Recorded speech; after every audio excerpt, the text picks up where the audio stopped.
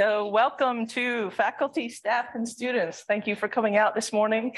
This is our 16th Hyatt lecture. So we know that we have presentations twice a year, and we're very happy today to welcome Ms. Lorraine Green. So my name is Susan Burns. I'm the associate chair in the school here, and it's my pleasure to give you a quick introduction, although the bio is quite long and extensive. So I'm going to give you some highlights. And today we're very happy because Lorraine is an alum of Georgia Tech. So she has what many of you students want, and that is a couple of degrees that come from the Institute. She earned her Bachelor of Chemical Engineering from Georgia Tech in 1984.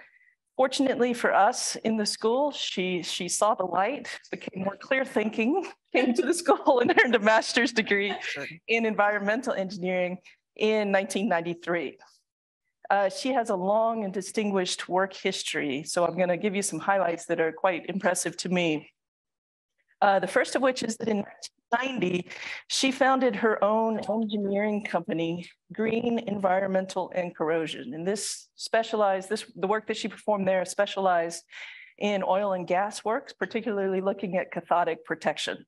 So I think there's several things remarkable about this. First, the understanding of corrosion, soil corrosion, looking at its interface with steel is an insanely complex problem, a problem that we're still working on today, we're still trying to make advances in.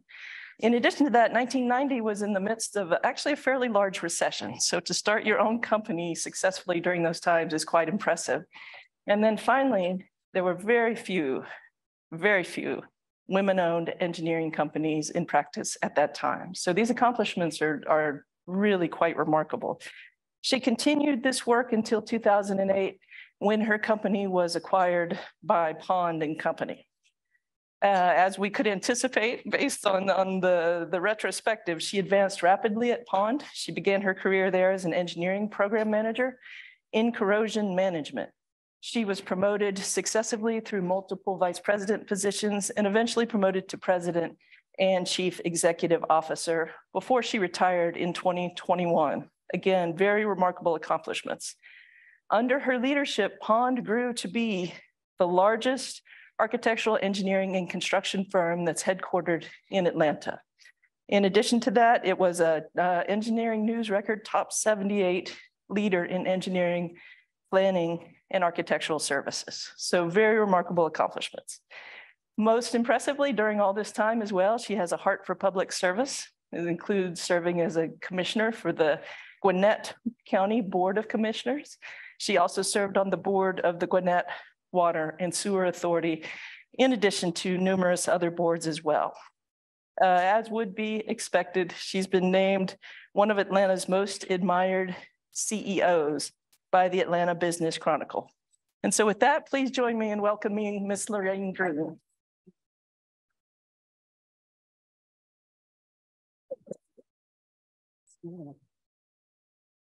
Wow, I'm not quite sure who that person was.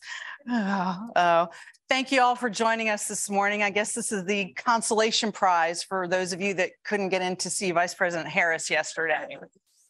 So I hope the tickets were not too hard to come by, but thank you very much, Don and everyone for having me today. I look forward to sharing a little bit of my experience with you and then hearing your questions. So with that, hopefully, yes, awesome. All right, as you heard from Dr. Burns, just a little bit about me. I did graduate in the last century, and let me tell you, Tech was a vastly, vastly different place, especially for us ladies. Because let me tell you, I think the male-female ratio at that point was 5-to-1, men to women. So my dance card was very full for the first time in my life. You know, being a geeky engineer in high school, looked over. But I did marry a fellow Yellow Jacket. I did start my own company at 28. And I did that for two reasons. First of all, so I could have both worlds. At 28, I gave birth to my first child. And I went back to work after the obligatory 6-week maternity leave. And in those days, when you traveled, you got actual plane tickets You know, there was not an app, there was nothing on your phone. And I walked back into the office and my boss said, gosh, we are so glad to have you back. Here's your ticket for your trip that you're leaving on Wednesday. I have a 6-week-old at home. Can we kind of talk about this a little bit? And that's when I made the determination, especially at that point in time, corporate America was just not going to work for me. So then I went and I got really crazy and I played in politics for a little while. And I did that. I got involved, which everyone should get involved in their communities, no matter what way. But I figured, hey, I'm an engineer. They need me, right? They need me. My neighborhood was having a shopping center built right next to it. So it's kind of like, yeah, okay. So I got involved as a homeowner activist. And I use the term activist quite loosely there. But I became a commissioner. And let me tell you, a lot of politicians are lawyers, even a few doctors. Very rarely will you find a politician that's an engineer. And there's a reason, because we are taught right and wrong. There is a right way to do things and a wrong way. In politics, that does not exist. Politics exists in the gray. So while I enjoyed it and I learned a lot, probably not the best profession choice for somebody with an engineering mind. I sold my firm in 2008 to Pond, who was one of my largest clients at that point in time. And then, as Dr. Burns said, rose up through the ranks. And what is important, I think, as I look back on my career, I never viewed myself as the person that was different. I never viewed myself as the only woman in the room, and for a lot of time, I was. And I think that's part of the key to my success is I was always true to myself, but I never viewed myself as different. It was about the work. It was about getting the job done.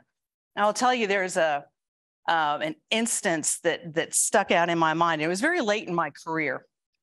We had a shareholders meeting, as we do every year. There's probably about 35 shareholders of the firm. And again, I was the only woman. There were no people of color and owners in that firm. And at the end, everybody gathers around the bar and toasting to our success and drinking. And this was at a swanky Atlanta country club. And after about a half hour, the CEO at that time says, hey, we're all going to go to the men's lounge and smoke cigars, and you can't come. And they all left. And I sat there at the bar by myself. And it just dawned on me that no matter how hard I tried, I was still going to be different from them. But you know what? That was okay. Because I bought a round of drinks for everybody else in the bar, and well, they paid for it. So the point of all that is celebrate being different. Don't worry about it. So a little bit about why are we here? Why engineering? And this is always, I think, a fascinating study. You know, I like math and science. Sure, I'll become an engineer. Or it's what smart kids do when you have those aptitude tests in high school, you know, and you fill out all the blanks. It's like, oh, wow, and you're really smart in math and science. You should become an engineer. My family includes engineers. Yep, that was my ticket. My dad was an engineer. I got to see all the cool stuff he did. And so that's what prompted my entry into the field. Stepping stone to another career. Don and I have talked about this a good bit. Engineering degree opens amazing doors. You can do anything with this degree. You can become a teacher, a lawyer, a doctor, so many different things. And having a tech degree opens the world to you. There are so many instances. I've traveled the globe in what I've done. And I remember walking down the street in Brussels and I had a GT logo shirt on. I hear, what's the good word? What? I've been in Japan. I said, to hell with Georgia. People know Georgia Tech, and it's not an exaggeration. You will have people look at your resume and just go, oh, okay, yep, Georgia Tech, cool. They know what they're doing.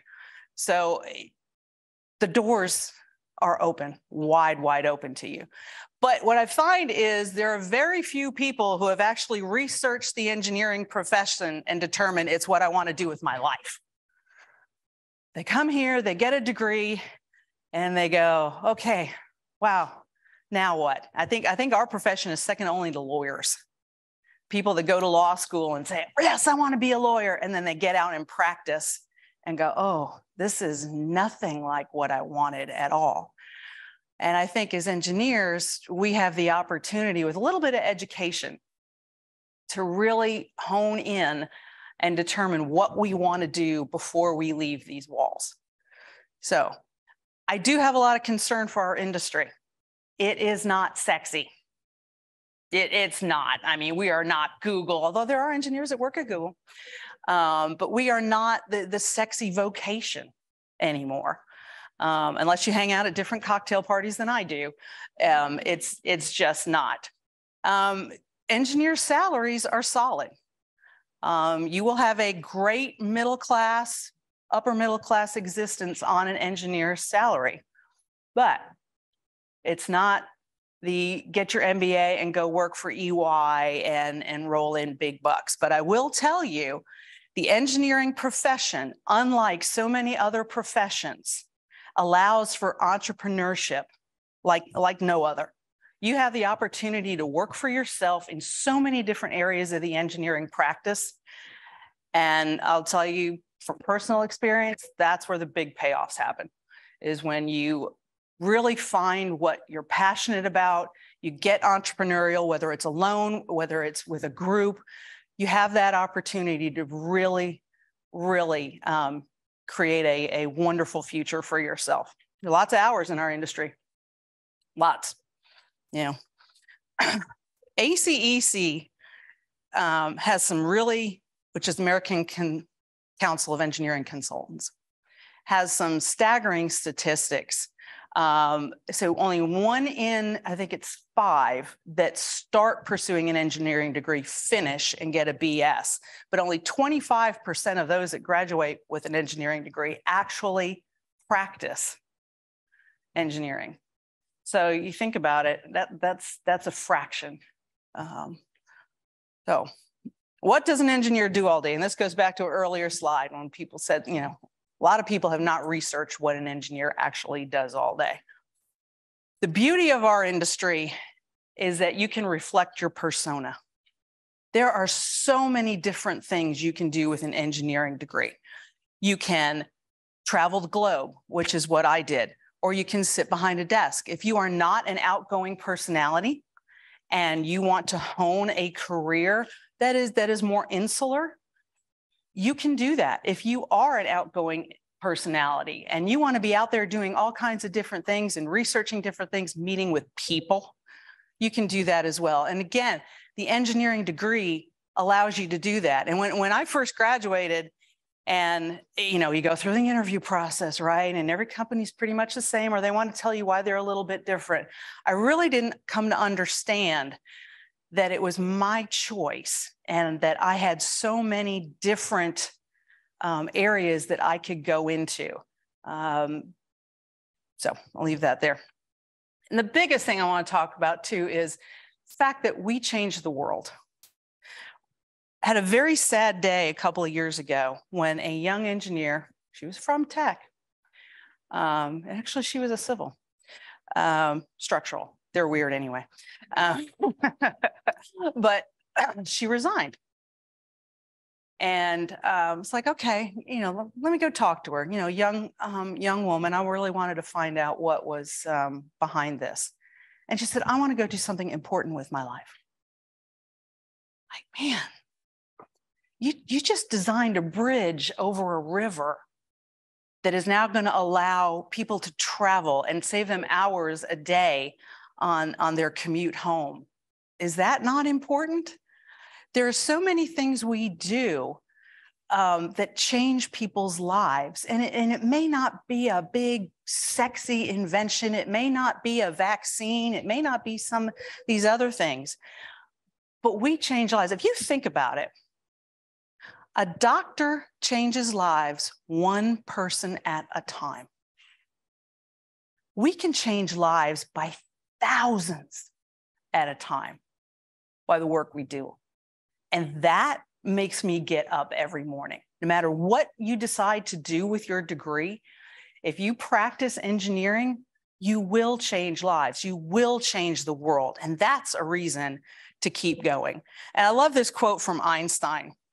Scientists study things that already are, but engineers create things that never were. We take what scientists do and we make it practical and we make it useful. And again, that's what gets us up in the morning, is that ability to craft people's lives, to deliver water to people's homes, to deliver natural gas to people's homes.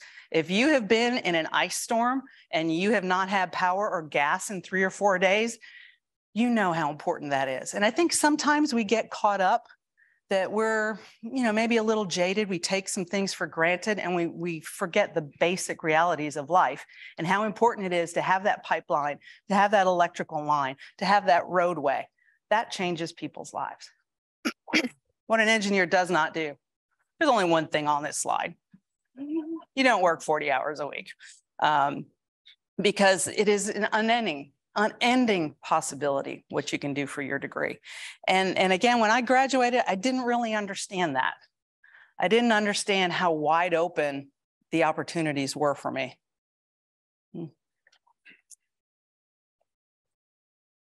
What's important too is a career is not a straight line. You will fail. You will. And I know personally, I was that kid that I had the 100 average and I was doing extra credit. I had never really failed. And I think a lot of us today have not been allowed to fail. And as a parent of 2 young men, this is the generation, and I'm not going to get into a big Gen X thing, don't worry. But y'all got trophies whether you won or not. And we did that as parents. We did that. We didn't allow you to fail. But in your career, you will fail. I remember one of my biggest failures, and I'll talk about this a little bit more later, is I argued with a client. I was right. I was so right. I had the papers to back me up. I had the citations. I had everything. I was right. And I argued with my client. And the client fired us. Not because he was wrong, but because I argued with him. I failed. I failed my team. I failed my client. I failed my company. But more important, I failed the client. And that stuck with me. And I also got passed over for promotion, so that really did hurt. But resiliency is not just for the environment. You have to learn to fail with grace, and learn to take away. One of the favorite topics is lessons learned. If you fail, when you fail, do a deep dive. Be honest with yourself. Be honest with your team and take away lessons, because it's a little cliche, but it's only a failure if you don't learn from it. Learn from it. That was the biggest failure of my career and the biggest lesson that I ever got. You will face personal adversity. You will face it with your work cohorts.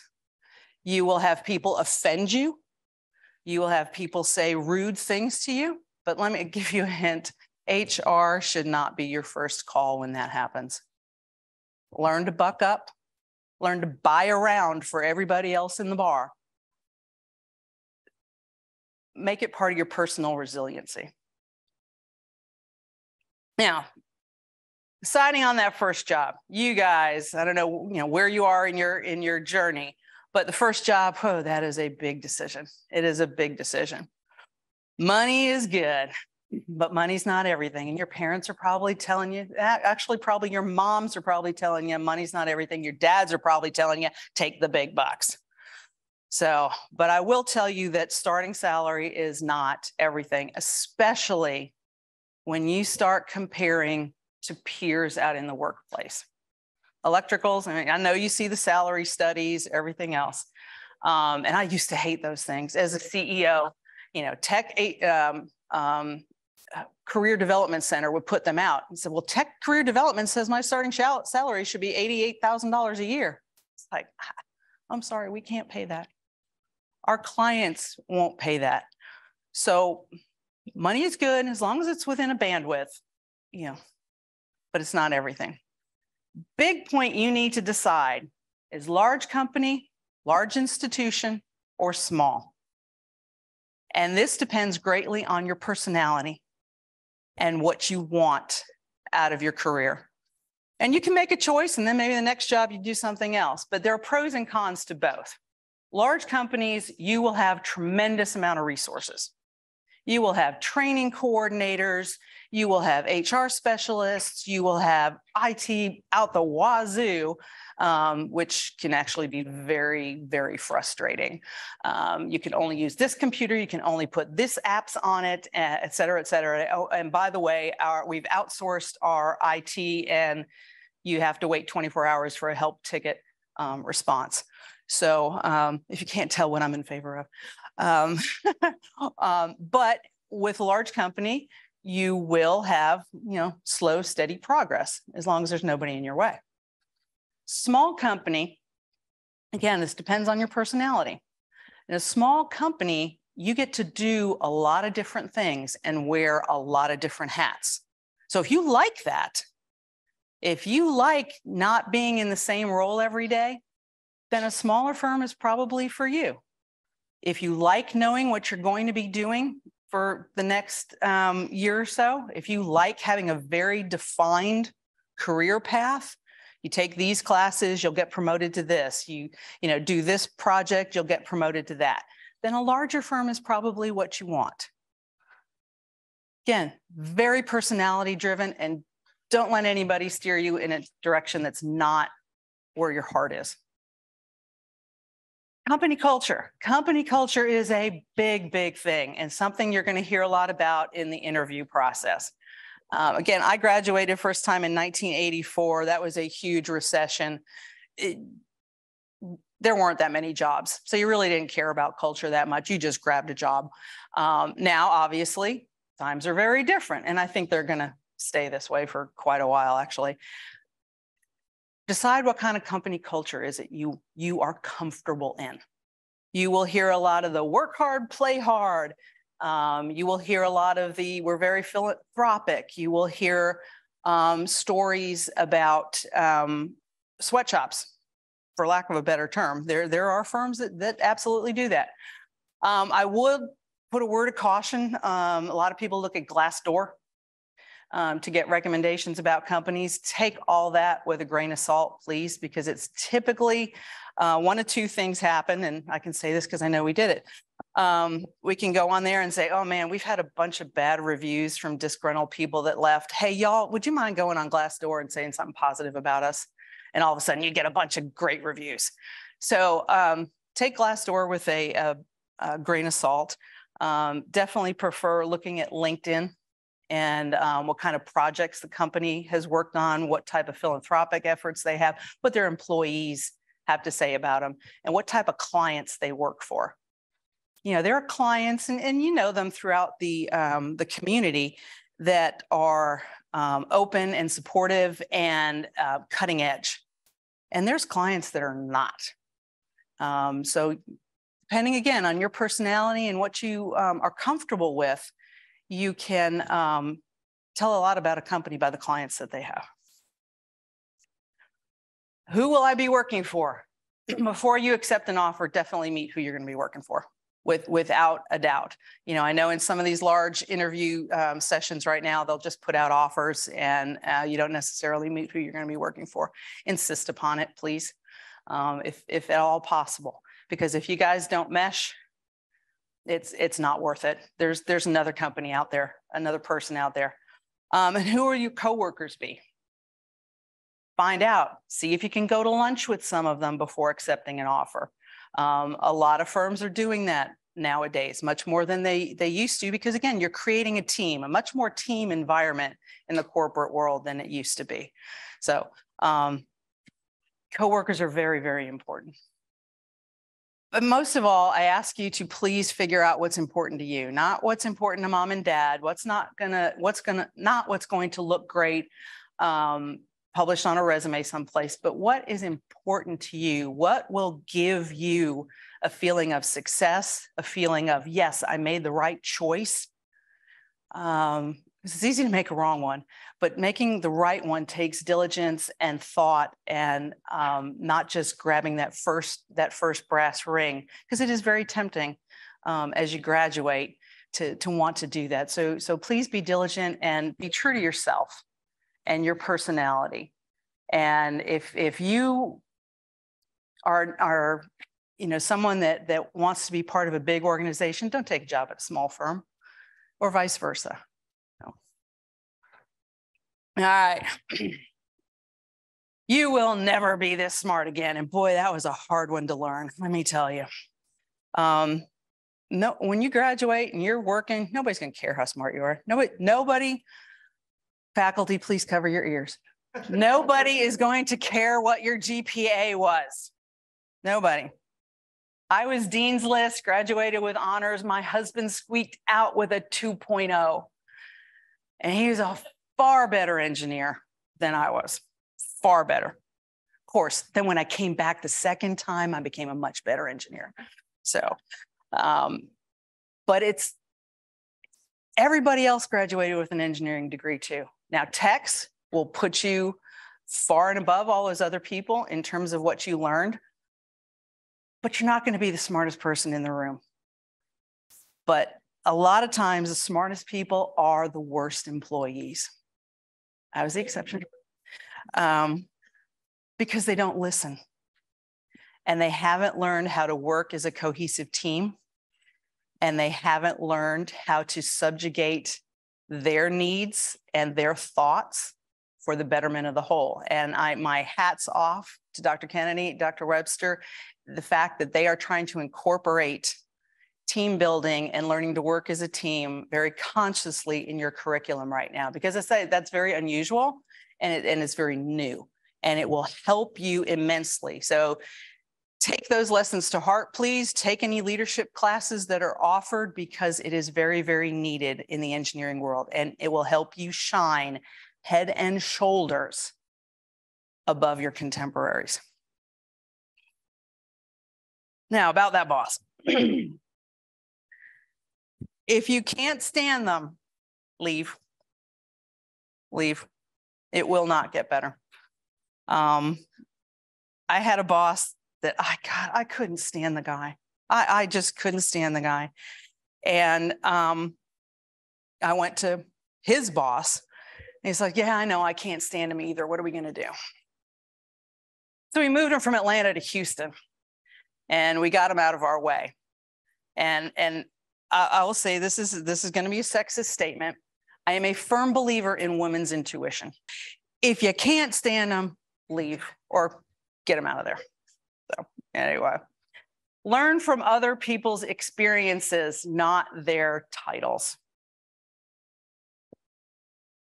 I think that's probably enough said there, but what you're going to find is that you learn more from the guy out in the machine shop quite often than you do from the director of engineering. Hands-on is so valuable. And that is one thing I think that I did not personally get enough of when I did my undergrad. I got it in my grad. But I did not have enough hands-on, and taking the intellectual studies and the design studies and then incorporating it with the real world experience of others, that's when you shine, and that's when you will succeed. Find a mentor. Whatever you do, wherever you go, please consciously find a mentor. A lot of firms have mentor programs. If you are ever assigned a mentor, mentorship is an organic relationship. It should develop organically, not based on someone assigning you a mentor. Because for a mentor to really get to your heart, to really get to your head, you've got to have a connection. And that connection doesn't happen on paper. It happens hopefully intentionally, that you see someone at work, and most likely not in your direct supervisory chain, somebody that you like, somebody that you admire, and you say, you know what, I want to be like that person. I want to learn some of the things that they can teach me. Ask them to lunch. Let me tell you this, as students, you know this already, people do anything for a free lunch. If you have someone that you think you'd like to mentor, ask them to lunch, just talk to them, get to know them. But the key, I think one of the keys to success is to find a mentor. And it may be different mentors at different stages in your career. I've had 5 or 6 that, I still talk to today, 20 years later. And they've made a huge difference. And as someone who has been a mentor to others, it is incredibly satisfying to watch somebody else climb the ladder, and know that you helped set that ladder for them, and you didn't necessarily grease it so they fell off. But, like I said, you will learn far more from the guy in the shop or the receptionist. If you still have a receptionist at your firm, make that person your best friend. They can tell you all the goings on at the company. What's the Ruby receptionist or something now? More often than not, it's not a live person anymore, but you get what I'm saying. They can teach you more because they've probably been there the longest. At Pond, we had a lady named Mary McCrary, had been the receptionist for 30 years. 30, I can't imagine. I can't imagine doing anything for 30 years, but let alone that. But that woman knew where every piece of dirt was. She knew every client. She knew what they liked for lunch. She knew what project they had worked on. Anytime, hey, Mary, Joe's coming in for lunch today. Where should I take him? I was going to take him here. Oh, no, don't take him there. He got sick there last time. Take him here. Receptionist, your best friend. All right, getting to the top overnight. I hear this a lot. What do you want to be in 5 years? Oh, I want to be the president. I want your job. Please don't say that in an interview. Please don't. It's pretty trite, and it's not going to happen unless you're interviewing for an entry-level position and the person interviewing you is one level up. Yes, you'll get there. So getting to the top, I have found, is truly about results. You will hear, it's about the good old boys club. It's about whose ass you kiss, blah, blah, blah. It's really not. It's about results. And it's about leadership. Again, I'm going to put a plug in for Dr. Kennedy's leadership program. It is truly about leadership. And there are very few natural born leaders. Very few. Leadership is typically learned, especially in the business setting. There's some people that are naturally outgoing, sure, and that helps. But to be a leader, you don't necessarily have to be outgoing, but you do need to learn to speak up for yourself. It is about taking ownership, owning, and we're going to talk about that a little bit more in a second. But one of the things you always have to remember in getting to the top is, what is a definition of success where I am? Because it means different things to different people, different things to different companies, different things to different clients. If you don't understand someone's definition of success, you will never succeed because you don't know what it means. You have your definition, but you don't have theirs. And that's the one that matters when it comes to this topic. Ownership is not just about stock. And I want to put a plug in here for a book. I taught a whole class at Pond, a year-long class about ownership and leadership. It's Extreme Ownership by Jocko Willink. He is a former SEAL. I was going to say Green Beret, forgive me, but he's a former SEAL. And he talks about the lessons that the military teaches and how those relate to business.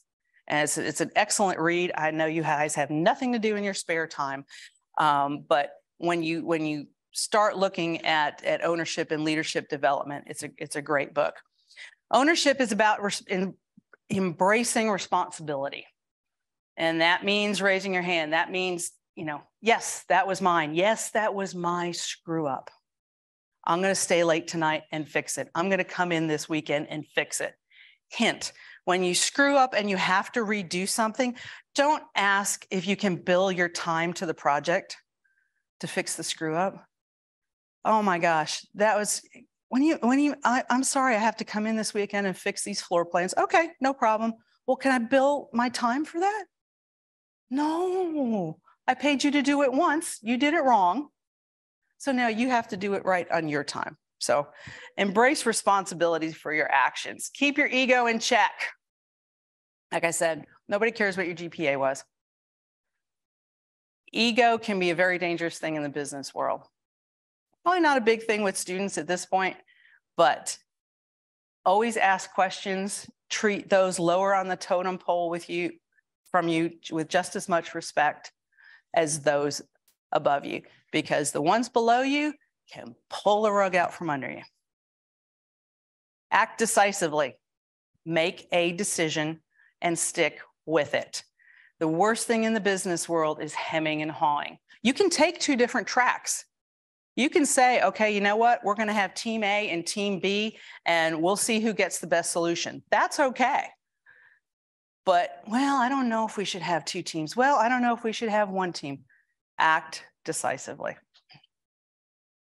Keep it simple.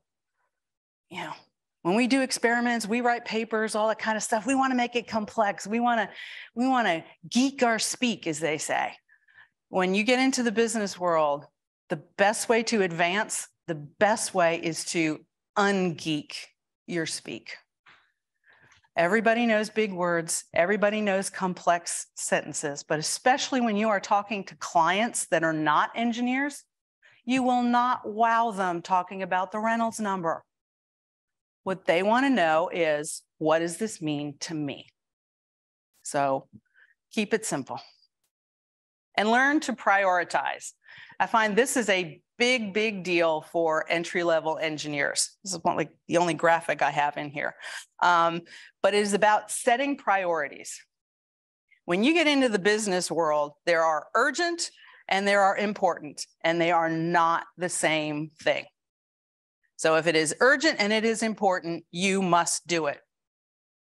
If it is important but not urgent, schedule it. If it is not important, but it is urgent, have somebody else do it. Somebody else that will do it right. But also learn to wipe things away. No, I don't have to do this. I'd like to do it, but I don't have to do it. And that will help you prioritize, because when you fail and when you need some resiliency, the way you will get that resiliency is by prioritizing and knocking away all the noise and saying, this is what I need to focus on in order to succeed. And if you do that, you will. Management is generally construed as a downward activity. The most success you will have is when you learn to manage up and learn to manage your boss. And this is not negative, believe me, and learn to manage your boss's boss. You have to get to know them. If you don't know your boss, you don't know what makes them tick, you don't know that they're weird and going to end up in jail somewhere, you will not succeed. Get on the same page. What are their priorities? What makes them tick? What are their expectations? Do they like you working late? Are they an early person and you're a late person? Get on the same page. I had a guy I worked with. He was an early bird. He was always in the office at 7 o'clock in the morning or 6 o'clock in the morning. And man, that was awesome. He's here at 6 and the rest of us slog in at 8 or 8:30. And he made such a big deal about that. The boss was just like, so what? He leaves at 4, you're here till 7. I see it. So get on the same page with your boss. Because if my boss had been like, oh yeah, I want people in here at 7, I would have been, yes, sir, here I am. So ask questions. Ask what their expectations are. What makes them tick? Now, don't be to the point where, it drives them crazy, but ask questions, deliberate questions about them, how they got to where they are, about their goals, projects, et cetera, et cetera. Again, prioritize. Their priorities are your priorities. Yeah, very simple. Be proactive. Don't wait to be told to do something. You know the right thing to do most of the time. It's just me in here. Anyway, last thing about your boss, make them shine, make them look good. We've all seen the Hollywood movies about how some boss takes credit for something somebody else has done. I'm not going to say that doesn't happen, but it is very, very unusual because nothing makes a supervisor look better than to have one of their subordinates look good and have them achieve success. So your boss has a boss, make them shine. I just want to touch briefly on remote working. I know we're running out of time here. Big thing in the industry right now is everybody wants to remote work, but as an entry-level engineer, I will tell you, I don't think it's a great idea. Hybrid is one thing where you're in a couple of days, home a couple of days. Remote works much better when you're in a midpoint in your career. I will tell you, the product is just not as good. When everybody's remote, it is just not as coordinated. No matter what, all the commercials tell you and everybody says to make you feel good, it's not. And probably even more important for you, the people that are in the office are the ones that are going to get noticed. What is it? FOMO, fear of missing out, FOMO? It's real. It is very real. If you're not in the office, you won't get seen, you won't get noticed. So yeah, while it sounds great and sexy to have a remote job where you never have to go in, you miss out on so much. One of the things we used to do, for example, is when we would have cubicles, we would intentionally put an electrical, a civil, a structural, and a mechanical all in the same cube together so they could learn from each other. If you're in a remote situation, you won't get that. So please think twice about it. It sounds like fun. It's really not as sexy as it sounds. Oh, communication. This, if I could say anything to your age group, please, and I know Dr. Rosenstein is working on this, communicate, communicate, communicate, communicate. Return every email, call, and text on the same day. Nothing will piss off your clients more than to not get a call back. And let me tell you, there are 1,000 other firms, even if you work for a utility, that do what you do. Call people back. Learn the communication style. Y'all typically in this generation like to text. People my age will do it, but so learn how people like to communicate. Bad news does not get better with age. It just doesn't. Hopefully well, unfortunately, you probably know this from your personal lives, but it doesn't. And I will say good communicators rise to the top. If you look at Fortune 500 CEOs, they're the good communicators, whether it be written, verbal, whatever method. And yeah, they have a lot of ghostwriters when you get to that level, but good communicators rise, learn to communicate. And finally, all communication is subject to legal subpoena when you're in the environment. I cannot tell you how many embarrassing things came out of subpoenas for emails for trials, and cost us quite a few $1 million. I want to talk very briefly about diversity in the workplace, because this is an issue. When you're on a college campus, especially a place like Tech, you are all similarly minded, generally speaking. You all got the same type of goals, the same educational background. You're going in the same direction. So while you may be different genders, races, et cetera, you're all still pretty much in the same boat. However, when you get to the workplace, diversity takes on a whole new meaning. And this is the part that honestly, I think we in corporate America are missing today. It's very easy to talk about diversity in terms of race and gender, et cetera, but there's so much more.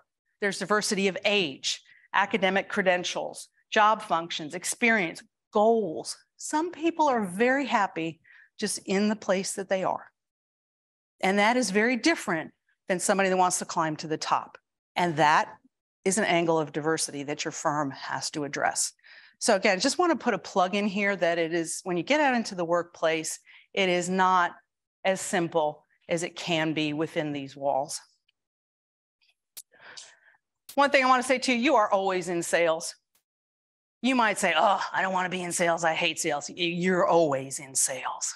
When you are in engineering, when you are a professional, every role has a client. The receptionist has clients. The CEO has clients. The janitor has clients. We all have clients that we have to satisfy, both internal and external. As I said before, learn someone's definition of success. If you're talking to a client, if you don't know what makes them tick, what keeps them up at night, you're not going to be able to solve their problems. And you will always have to sell yourself. I don't know how many times I've heard, well, I thought my good work would speak for me. No, I didn't know you wanted to become a shareholder. You kind of have to tell us. So don't assume good work says everything. I did for a long time. Wish I hadn't. Now, there are two fundamental rules of business that I want to share. One, the client is always right. And number two, when the client is wrong, see rule number one. I told you my story earlier about when I argued with the client. They are always right. My job as a professional is how to tell them they're wrong with incredible grace and make them think that they were not wrong, that they actually saw the light themselves. You will, especially as entry-level folks, need help with this. And that's what I failed to do. I failed to call in the folks that knew how to handle these type of situations. Please don't be. When you find yourself in that type of situation, call in the cavalry. Finally, is it time to move on? One of the hardest things I think for folks to do is to leave that first job. Trust your gut. Your gut will tell you, are you happy here? Are you not happy here? Are you going to be successful? Listen to your heart, not your head. Don't stay just for the money. Because when you hand in your resignation, especially in this environment, they're going to come back with an offer. Don't do it. Because it's short term. If your head told you it was time to leave, then it's time to leave. The top reasons people leave organizations are issues with their supervisor and lack of an unclear career path. It's not money. Money is like number 4 or 5 on the list, but it's generally that they had a creepo supervisor, somebody they just didn't get along with, or they didn't know where they were going. And again, going back to what I said earlier, if your boss doesn't know where you want to go, he can't help you get there, or she. So make sure that you understand where you want to go, and they will help you get there. And if they don't, it's time to leave. All right, quickly, my top 10 list for your careers. Number 1, your desk isn't your private space. It will be noticed. We had a great engineer. The 12 years I was there, he never got promoted. He had a wall of stuff all across his desk. You couldn't find him. So the pervasive thinking was, well, he's not management material. And that really hurt his career. The funny thing about that is if you went to his house, it was pinprick neat. There's some psychological going on there. All right, yes, there are dumb questions. Sorry, there are. You can ask those, to your comrade after the meeting. Don't get caught up in the employee handbook. Read it once when you first start, but if you end up quoting the employee handbook to somebody, you're not in the right mindset. The trivial stuff doesn't matter.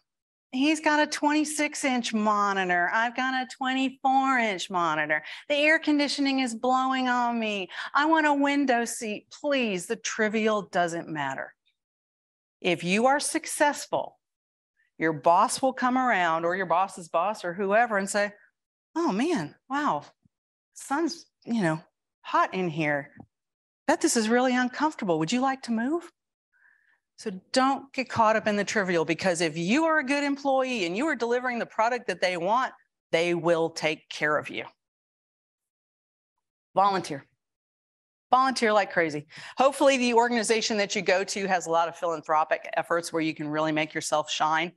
Volunteer for everything. Be on time. Probably goes without saying, but boy, it gets noticed. You've got a meeting with 10 people in it and you're the last one coming in, carrying your laptop and doing a dance and juggling your coffee. It gets noticed. Be early. There is a budget to everything. And this was, I think, one of the hardest things for people to understand or to grasp is there is a budget. You can only work so many hours on a task. That's all we have the money for. And if it takes more, then it's on you. Because you know what? I was in your seat once, so I know how many hours that should take, and that's what I budgeted for it. So there is a budget. Find out what it is. Never, ever go into a project and have them say, here, get this done, without asking, and how much time do I have to do this? Don't ever say that's not my job. Ever. You will go back down to the bottom. Never stop learning. Ever, ever. As CEO, I attended more conferences that made me a better leader and hopefully then help develop the careers of others. So I was hopefully a much better president at the end of my tenure than I was at the beginning because I never stopped learning. And number one, learn to laugh at engineer jokes. Please, Dilbert is real, is absolutely real. Architects will tell you all the time. Actually learn some architect jokes, but really have fun with what you do. This is an incredible, incredible career path, and it is wide open to you with the credentials you're going to have coming out of Georgia Tech. So my hat's off to you. Thank you for being here today, and go get them. So I think I've maxed it out. I'm sorry I went long.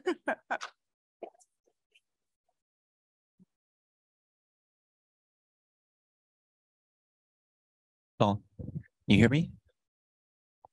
Maybe, maybe not. Okay. Well, thank you to Ms. Lorraine Green for coming and speaking to us. A very enlightening and fascinating presentation. Thank you. And I think we have a couple minutes for maybe one or two questions. First come, first serve here. Okay. So I am currently in the bracket of trying to find my first job right now. Okay. One of my big things is determining the culture of the company that I'm going into. And I know that you said to take Glassdoor with a grain of salt, but I'm currently looking at companies outside of Georgia. So it's kind of hard for me to figure out what the company culture is. Can you give me any advice on what kind of questions I should be asking or how I can kind of figure that out? Great question. Yeah, you have to get past the smoke and mirrors because it is all PR. It absolutely is. I had somebody tell me this, and this is kind of sneaky. I don't know that I'd recommend it, but it is good. Just call up the firm and say, I'd like to speak to one of your entry-level civil engineers. I'm sorry, I don't remember their name. And just talk to them. ASCE can be a big resource in finding out, because they'll be honest with you, whether they've had a lot of turnover. One statistic to ask is turnover. And not just firm turnover, but turnover in my position.